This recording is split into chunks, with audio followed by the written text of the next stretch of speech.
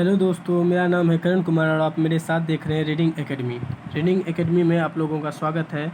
आज मैं आप लोगों को मैथ के कुछ क्वेश्चन बताने जा रहा हूं, तो आप मेरे साथ बने रहिए और देखते रहिए। तो जैसा कि हमारा पहला नंबर क्वेश्चन कहा जा रहा है कि एक छात्र को परीक्षा में उत्तीर्ण होने के लिए 40% अंक लाने थे। मतलब एक परीक्षा हुआ जिसमें उत्तीर्ण होने के लिए 40% अंक लाना था। यदि 40% अंक यदि कोई विद्यार्थी ले आता है तो वो पास हो जाएगा, उत्तीर्ण हो जाएगा। लेकिन कोई विद्यार्थी जो है 133 अंक लाया और 67 अंक से अनुत्तीर्ण रहा। यदि वो 133 अंक लाया, कितना लाया है वो कितना लाया है, 133 अंक लाया, 133 अंक लाया। यदि वो 67 अंक और यदि ज़्यादा लाता, 67 अंक उसमें ऐड हो जाता, तो मतलब वो उत्तीर्ण हो जाता। तो मतलब यदि हम 167 को मतलब कितना है, ये 67 है, 67 और 133 को ऐड कर दें तो वो पास हो जाता। अब वो पास किसके परसेंट के बराबर होता, तो 40% के बराबर होता। ठीक है, तो देखिए इस क्वेश्चन को हम बना रहे हैं, क्वेश्चन को हम बनाते हैं। तो हमारा कितना था, उत्तीर्ण होने के लिए कितना, 133 प्लस 67 चाहिए था। तो 133 को प्लस कर देते हैं हम किससे, 67 से।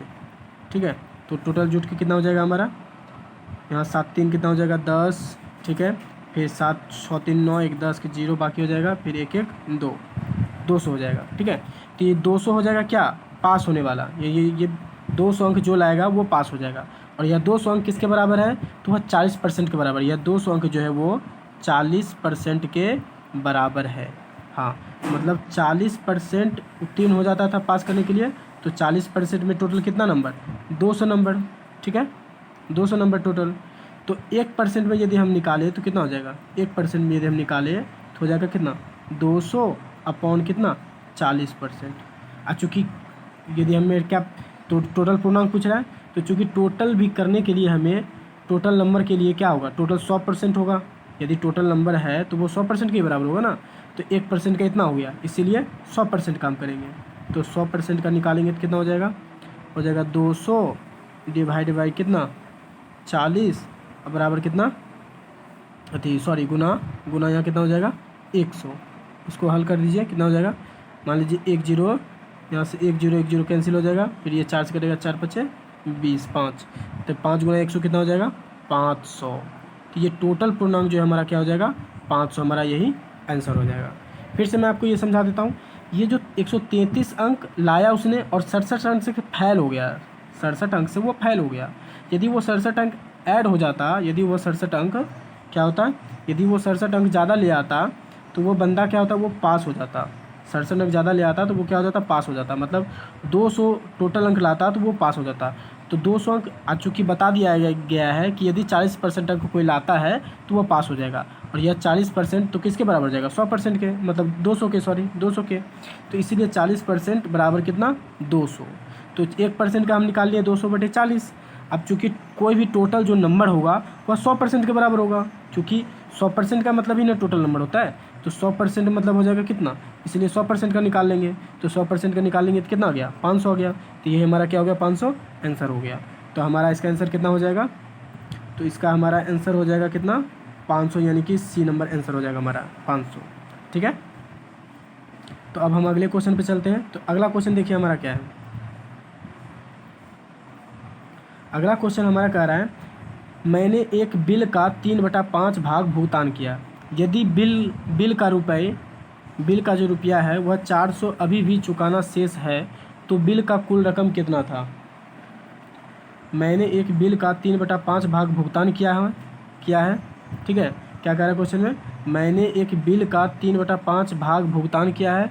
यदि बिल का रुपये 400 अभी चुकाना शेष है, तो बिल जो है कुल रकम कितना था, बिल का जो है कुल रकम कितना था, कुल रकम पूछा है टोटल।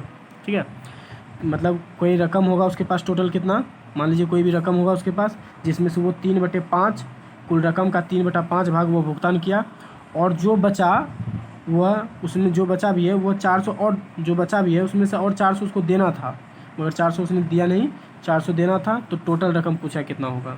तो चलिए इस क्वेश्चन को हम बनाते हैं। इस क्वेश्चन को हम 2 टाइप से बनाते हैं। ठीक है, तो पहले हम देखिए इस क्वेश्चन को 100 मान के बनाते हैं।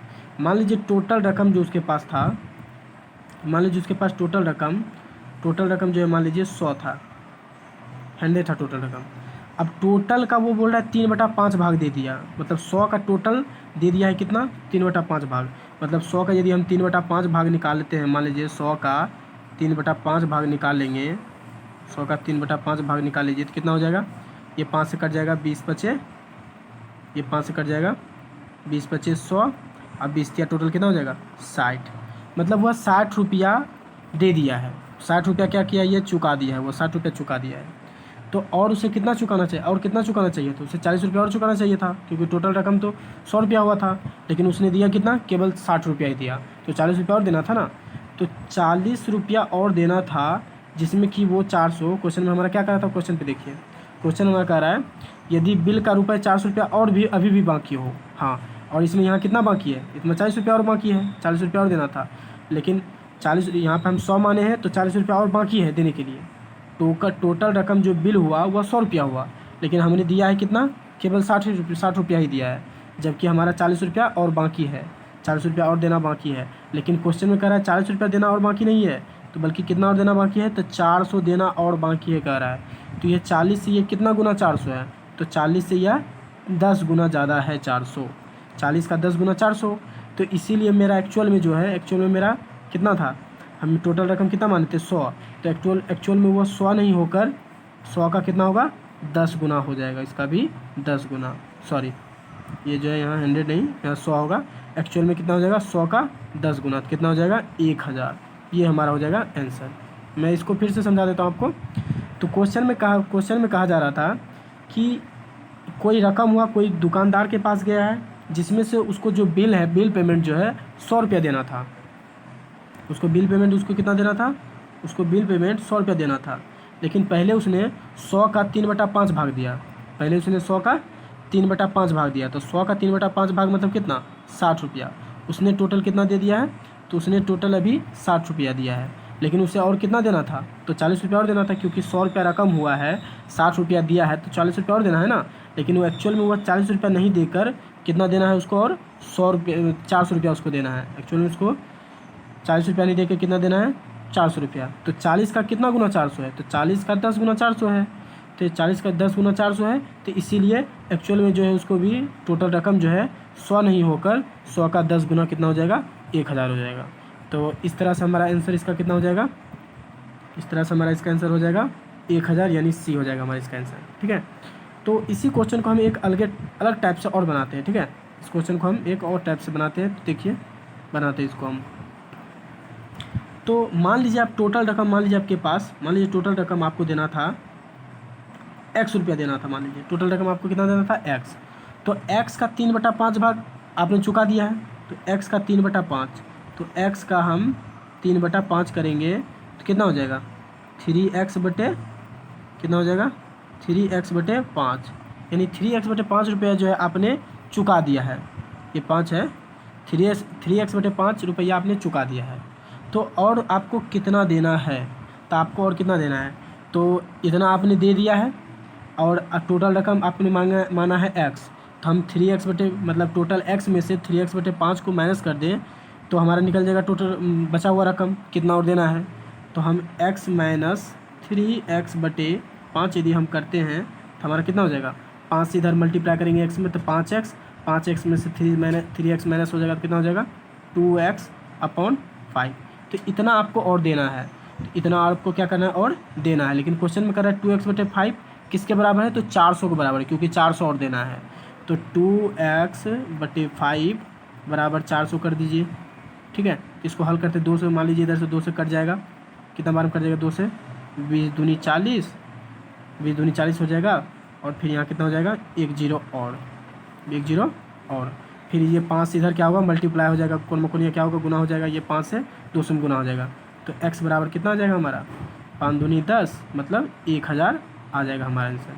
ये हमारा हो गया आंसर 1000, इसीलिए इसका आंसर क्या हो जाएगा, इसलिए इसका आंसर कितना हो जाएगा 1000 आंसर हो जाएगा।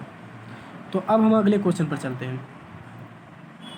तो अगले क्वेश्चन देखिए हमारा कुछ इस टाइप का है, अगला क्वेश्चन हमारा क्या है इस टाइप का है, देखिए क्या है, निम्नलिखित बहुपदों का गुणनखंड निकालें। तो देखिए निम्नलिखित बहुपदों का क्या करा गुणनखंड निकालने के लिए बोल रहा है। तो पहला क्वेश्चन ये है, दूसरा क्वेश्चन ये है। तो पहले हम पहला क्वेश्चन को बनाएंगे, उसके बाद दूसरे क्वेश्चन को बनाएंगे। तो पहला क्वेश्चन को हम दो टाइप से बना सकते हैं, इसको हम बनाते हैं, ठीक है। चलते हैं हम इसके नेक्स्ट पेज में। क्या क्वेश्चन में हमारा y³ - 7y + 6, y³ - 7y + 6। तो क्वेश्चन हमारा था पहला क्वेश्चन कितना था, पहला क्वेश्चन हमारा देखिए कितना था। तो पहला क्वेश्चन हमारा है y³ - 7y + 6, ये हमारा क्वेश्चन है।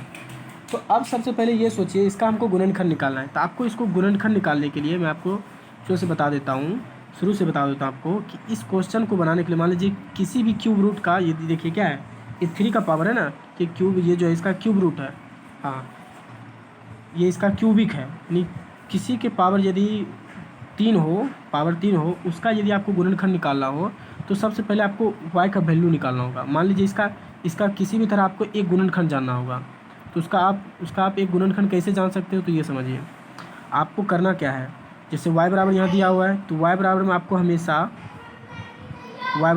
हमेशा क्या लेना होगा, +-1, ठीक है, कोमा +-2, कोमा +-3, कोमा, यानी एंड सॉल्व इस तरह से आपको चलते जाना है, +-1, +-2, +-3, इस तरह से आपको लेते रहना है y बराबर। हाँ, वो किस लिए लिए हैं, ताकि एक गुणनखंड निकालने के लिए हम लिए हैं, एक गुणनखंड निकालने के लिए। कहने का मतलब है आपको y की जगह पर आपको क्या करना है, एक बार +1 रखना है, फिर एक बार -1 रखना है।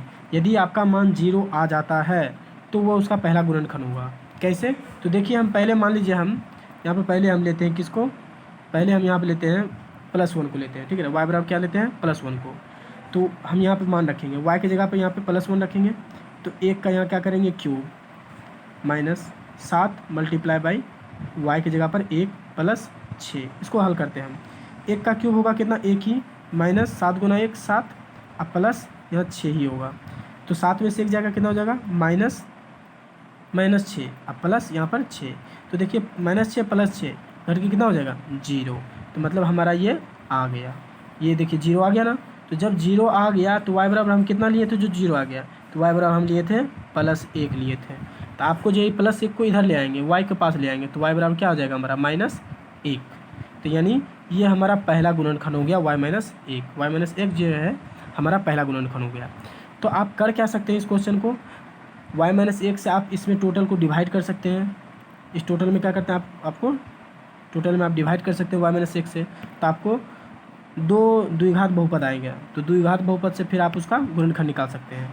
तो लेकिन क्वेश्चन में हमारा कह रहा था, लेकिन क्वेश्चन में देखिए हमारा कह नहीं रहा था कि इसमें आप भाग विधि आप इसको गुणनखंड निकालें, इसीलिए हम इसको भाग विधि नहीं निकालेंगे। तो पहला गुणनखंड हमारा आ गया है y - 1। तो पहला गुणनखंड हम मान लीजिए यदि यहाँ पर यदि y बराबर 0 नहीं आता तो हम y को फिर -1 लेते हैं, -1 लेते तो इधर माइनस, यदि माइनस में आ जाता 0 तो इधर -1 रहता और इसको इधर लेफ्ट करते तो हो जाता +1, ठीक है। तो y +1 में यदि +1 में भी यदि काम नहीं होता तो हम +2 लेते, +2 में काम नहीं होता तो -2 लेते, इसी प्रकार हम लेते जाते, जिसमें 0 आ जाता उस मान को हम रखते हैं। तो y बराबर हमारा +1 में 0 आ गया है तो हम 0 को रखेंगे, ठीक है। तो इसको देखिए अब हम इसको बनाते हैं। तो पहला गुणनखंड हमारा कितना आ गया, y - 1 आ गया। अब देखिए इसको बनाते हैं हम कैसे, इसको इरेज कर देते हैं, ठीक है। तो पहला हमारा गुणनखंड आ चुका है, हमारा पहला गुणनखंड कितना आ चुका है, y - 1 आ चुका है हमारा पहला गुणनखंड, ठीक है। पहला गुणनखंड हमारा आ चुका है y - 1। तो अब देखिए हम इसको बनाते कैसे हैं। सबसे पहले आपको y³ है यहाँ, तो आपको पहले इस y³ को यहाँ लिख लेनी होगी, ठीक है। उसके नीचे जस्ट आपको y² लिखना होगा, y², ठीक है। क्योंकि पहले में y है तो आपको ये y - 1 यहाँ पे हर जगह आपको पुरानी है, ठीक है। y - 1 आपको हर जगह पुरानी है। तो मान लीजिए हम ये y³ है यहाँ पर, y³ में से हम y² ले लिए, तो यहाँ पे कितना y बचा होगा, 1y, तो 1y आपको यहाँ लिखना होगा। ये y³ है तो y³ में से हम y² यहाँ ले लिए, तो यहाँ पे कितना बचेगा, 1y, तो 1y को यहाँ लिख दिए।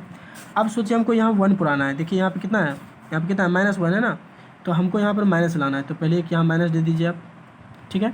अब हमको कितना पुराना है, 1 पुराना है, तो इस y² में हम कितना से भाग देंगे, जो 1 आ जाएगा, तो y² को ही भाग देंगे, तो यहाँ पर आप y² लिख दीजिए।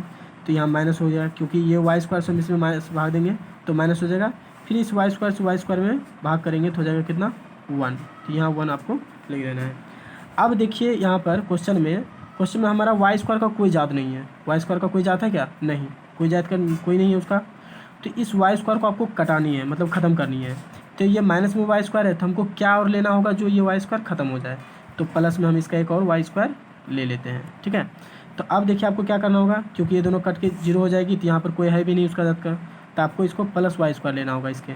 इस वाई स्क्वायर में से आपको एक वाई ले लेनी होगी, क्योंकि आपको इसके इक्वल में पुरानी है इसके इक्वल में।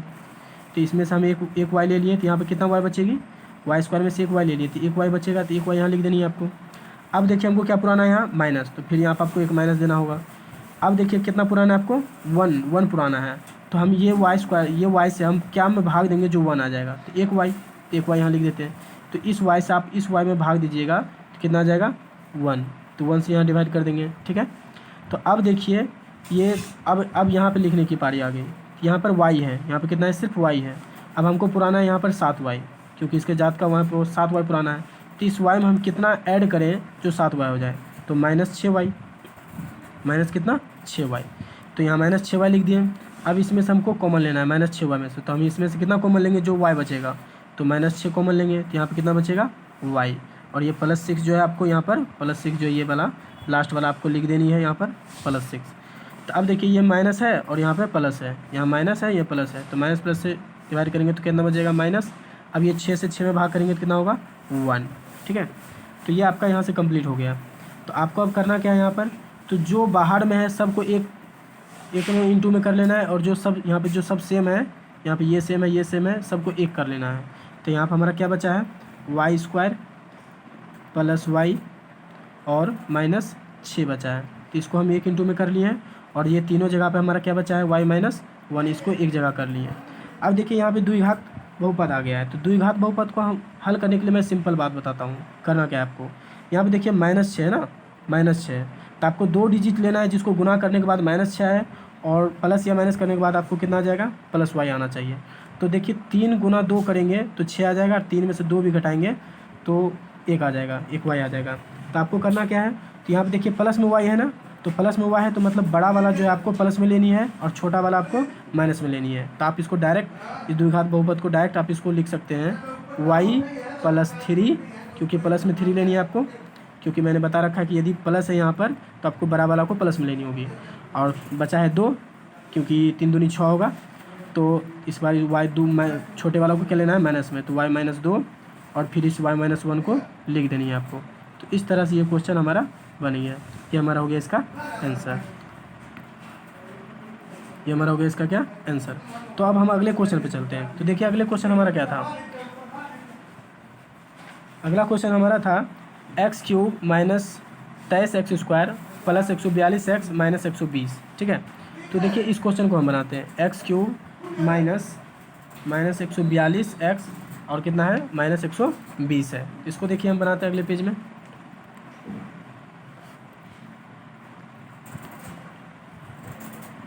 तो क्वेश्चन हमारा क्या था, क्वेश्चन हमारा था सेकंड क्वेश्चन था हमारा क्या x³ - 23x², 23 क्या x² + 142 x - 120। तो इसमें भी आपको पहला गुणनखंड निकालने के लिए क्या करना होगा, वही करना होगा। तो x बराबर क्या लेनी होगी आपको +-1, +-2, +-3 एंड सॉल्व, इसी तरह आपको लेना होगा, ठीक है। तो इसमें यदि आप इस तरफ से करिएगा तो आपको पहला गुणनखंड इसका जो है x - 1 आ जाएगा। कितना आ जाएगा पहला गुणनखंड x - 1, तो आपको x - 1 पहला गुणनखंड आ जाएगा, आप चेक कर लीजिएगा आ जाएगा x - 1, ठीक है। हालांकि मैंने आपको पिछले क्वेश्चन में बता रखी है कैसे आपको करनी है। तो x - 1 इसका पहला गुणनखंड आ जाएगा। तो देखिए अब इसको करते हैं इस क्वेश्चन को हम। इसका पहला गुणनखंड है x - 1, ठीक है, x - 1 है इसका पहला गुणनखंड। तो इसमें देखिए इसको कैसे करनी कैसे है, तो पहले ये x³ है, तो x³ को आपको क्या करनी होगा यहाँ पर लिख देना होगा x³, फिर इसी का यहाँ पे देखिए x है, तो इसमें से हम ये एक्स क्यूब में से हम कितना निकालेंगे, जो एक x बचेगा। यहाँ पर एक x है, यहाँ पे 3 है, इसमें से हम तीन में से कितना निकालेंगे, जो एक x बचेगा, तो 2। तो 2 हम यहाँ निकाल लेते हैं, ठीक है। 2 यहाँ क्या किए, 2x यहाँ से हम निकाल लिए, तो यहाँ पे कितना बचा, 1। तो एक x को आपको यहाँ लिख देना है। अब आपको माइनस पुरानी है, तो यहाँ पर आपको कितना डालना है, माइनस, तो फिर यहाँ माइनस आ जाएगा। अब कितना x² में हम भाग दें जो 1 आ जाए, तो x² को ही भाग देंगे, x² को ही भाग देंगे, तो हमारा कितना आ जाएगा, x²। देखिए ये x² में से इस x² में भाग देंगे, इस x² में भाग देंगे, कितना बचेगा, 1।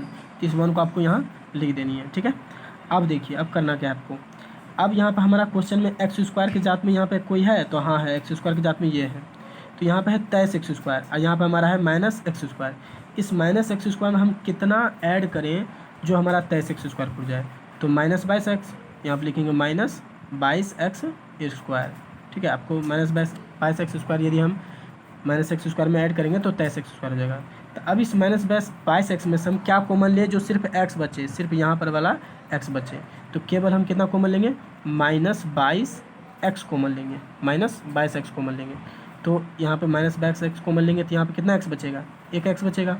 फिर यहाँ पे हमको क्या देनी है, यहाँ पे माइनस है, तो यहाँ भी माइनस, तो यहाँ पे इस बार हमको देनी होगा प्लस, तो माइनस प्लस क्या हो जाएगा, यहाँ पर माइनस। अब इस 22x में हम यहाँ पे क्या भाग देंगे जो कि 1 आ जाए, तो केवल यही चीज़ भाग देंगे तब 1 आएगा, तो यहाँ पर हम रख देंगे 22x, ठीक है, 22x। तो इस 22x से इस 22x में भाग देंगे तो कितना बचेगा, 1। तो 1 को आपको यहाँ लिख देनी है, इसको अंदर कर देना है। अब देखिए ये x के जात का है, केवल 22x है, तो 22x का जात का कितना है, यहाँ पर 142 है, 142 है। अब इस 22x में हम क्या ऐड करेंगे जो 142 हो जाएगा, तो प्लस 120 ऐड करेंगे, 120x ऐड करेंगे तो 142 हो जाएगा हमारा। तो अब और ये -120 को आपको यहाँ लिख देनी है, ठीक है। अब देखिए 120x में हम क्या कॉमन ले, जो सिर्फ x बचेगा, तो यहाँ पर हम क्या लेंगे, प्लस 120 लेंगे, प्लस 120 ले लिए, तो यहाँ क्या बचेगा, केवल x, फिर यहाँ पर माइनस, प्लस माइनस माइनस हो जाएगा, फिर ऐसे 120 में से 120 डिवाइड करेंगे, कितना होगा, 1। तो इस 1 को यहाँ लिख देना है। फिर आपको इसमें भी वही करना है, जो बाहर में है, बाहर वाले को पहले एक जगह लिख लेते हैं, तो क्या क्या है, x² है, -22x है, -22x है, उसके बाद प्लस 120 है, ठीक है। उसके बाद क्या है, बाहर में, अंदर में क्या है, x - 1, इसको यहाँ लिख देंगे। अब देखिए x² -22x प्लस 120 है। अब 2 अंक ऐसा आपको लेना है जिसको गुना करने के बाद क्या आना चाहिए, प्लस 120 आनी चाहिए, और माइनस करने के बाद कितना आना चाहिए, मतलब दोनों को ऐड करने के बाद, दोनों का आपको ऐड करनी होगा, ऐड करने के बाद कितना आना चाहिए, 22 आनी चाहिए। तो 10 और 12, क्योंकि मान लीजिए 10 और 12 को आप कर लीजिए, 10 गुना 12 करेंगे तो 120 आ जाएगा, और 10 और 12 को ऐड करेंगे तो 22x भी आ जाएगा। तो यहाँ देखिए प्लस में है, यहाँ पे देखिए, यहाँ पे यदि माइनस में है तो दोनों को, यहाँ पे देखिए, यहाँ पर यदि यहाँ पर प्लस में रहेगा तो दोनों को आपको माइनस में लेनी होगी। यहाँ पर यदि यहाँ पर प्लस में रहेगा तो दोनों आपको माइनस में लेनी होगी, दोनों क्या होगा, लेना होगा माइनस में। तो मतलब 10 और 12 लेना है, तो मतलब x - 10, पहला गुणनखंड हो जाएगा हमारा x - 10, और दूसरा हो जाएगा x - 12, और तीसरा गुणनखंड हमारा ही x - 1। ये हमारा हो गया इसका आंसर। तो मैं आशा करता हूँ कि आप लोगों को यह वीडियो काफ़ी पसंद आई होगी, यह क्वेश्चन आपको समझ में आए होंगे। तो इसी क्वेश्चन के आधार पे मैंने कुछ क्वेश्चंस यहाँ पे क्रिएट करके रखा है, ये सारे 5 क्वेश्चन हैं। तो आप इस 5 क्वेश्चन को बनाने का कोशिश करें, और नहीं बन जाए तो आप प्लीज़ कमेंट में इसका आंसर लिख के सेंड कर दें। तो मैं आप लोगों से आशा करता हूँ कि आप लोगों को यह वीडियो काफ़ी पसंद होगी। तो मेरे इस वीडियो को ज़्यादा से ज़्यादा लाइक, शेयर और सब्सक्राइब करें। Thank you.